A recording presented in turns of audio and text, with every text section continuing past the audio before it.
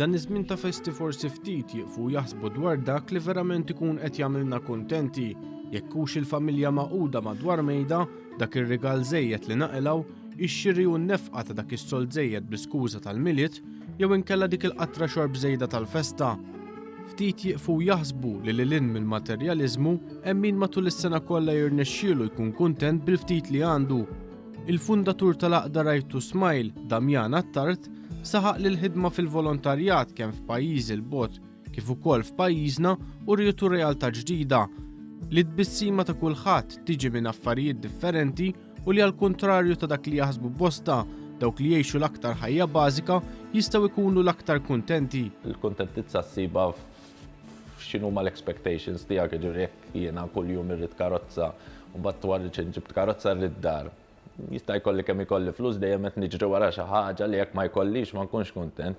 Jekk il-kuntentizza tiegħi hija li nara l-familja maquda madwar mejda u għandna xi ħaġa x'nieklu u rnexxielna nagħmilha f'dik il-ġurnata, nista' nkun kuntent daqs l-iktar sinjur li xtara dik il-karozza. Attart saħaq li tul dawn l-aħħar 7 snin l-Aqda rnexxielha ġġib flimkien l-enerġija ta' bosta żgħażagħ minn imkejjen differenti tal-ħajja sabiex jaħdmu għal għan wieħed, sabiex bil-ħidma volontarja tagħhom iħallu effett f'soċjetajiet differenti.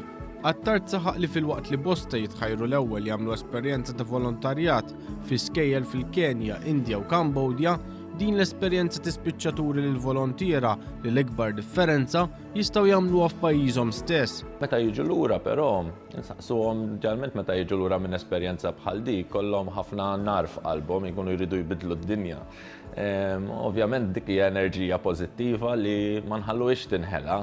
Allura nofrulhom li jkunu jistgħu jagħmlu volontarjat hawn Malta, l-ikbar impatt li tista' tħalli bil-volontarjat mhux jekk tmur 3000 km l-bogħod minn pajjiżek imma ġew l-komunitajiet tiegħek. Bis-saħħa tal-volontiera, issa qed jilħqu wkoll żgħażagħ Maltin permezz ta' żewġ spazji għaż-żgħażagħ f'Santa Luċija u l-Marsa. F'dawn l-ispazji żgħażagħ jiġu mejjuna fl-istudji tagħhom filwaqt li jkunu jistgħu jesperimentaw u jsibu l-ħiliet tagħhom f'bosta workshops. Dan filwaqt li dawn iż-żgħażagħ stess jibdew jiġu introdotti għal volontarjat. Kull xahar neħdu immorru outing li ġeneralment nippruvaw indaħlu ftit ta' volontarjat fih, ġifieri jmorru jagħmlu volontarjat ma' santwarji tal-annimali, delħin fi żmien il-miliet jmorru jżuru xi dar tal-anzjani. Huwa spazju fejn iż-żgħażagħ intuhom l-opportunità u l-għodda li jikkontribwixxu huma wkoll lill-komunitajiet tagħna Maltin.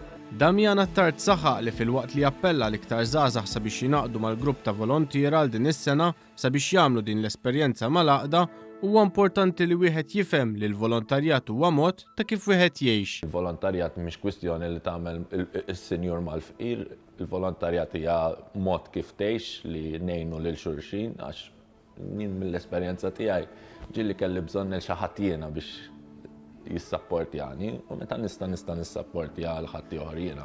Dak huwa ċ-ċirku tal-volontarjat.